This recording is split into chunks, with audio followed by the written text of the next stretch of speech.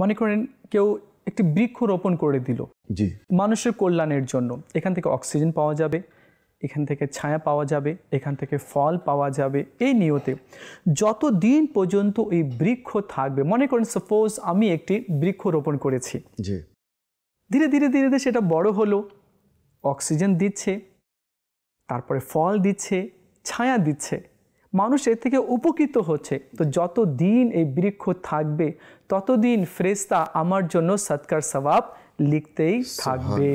সুবহানাল্লাহ। তো এখন আমরা একটু চিন্তা করি, আমি কি নিজের লাইফে একটিও বৃক্ষ রোপণ করেছি?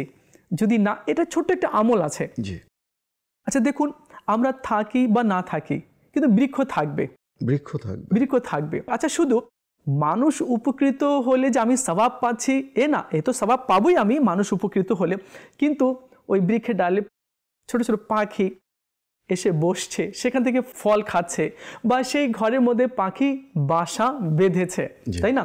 এই যে ফল খাচ্ছে, বাসা বেঁধেছে এবং সেখানে বসে আছে, তো এই যে পাখি সেখান থেকে যে উপকৃত হচ্ছে এর সওয়াবও কিন্তু আমি পেয়ে যাব। তো এই জন্য আমাদের উচিত যাতে করে আমরাও সমাজ সেবামূলক কিছু কাজ করি, এমন কোনো কাজ করি যে কাজ করলে আমাদেরকে সওয়াব পাওয়া যাবে। আর আমি এমন কোনো খারাপ কাজ জারি করে দিলাম, অপছন্দনীয় কাজ শুরু করে দিলাম, তো যতদিন পর্যন্ত এটা চলবে আমার নামে আমলে গুনাহ লিখা হবে। আর যদি আমি কিছু ভালো কিছু করে যাই, আমাদের থিঙ্কিং এটা হওয়া চাই রফিক ভাই, কি আমি কিছু ভালো স্টার্ট করে যাই। আমরা মনে করি যে আমি 100 বছর বাঁচবো, 100 বছর বাঁচবো।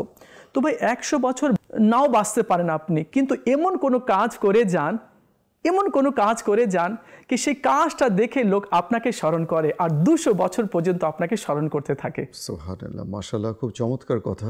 পাশাপাশি এও আমি আপনার সাথে একটু সমন্বয় করব যে চারা, যে ফসল ফল ফলাদি আমরা রোপণ করি, বীজ বপন করি, চারা লাগাই, এই চারার যতগুলো পাতা হবে, শাখা প্রশাখা হবে, এই পাতাগুলো আল্লাহ তাআলার জিকির করতে থাকে।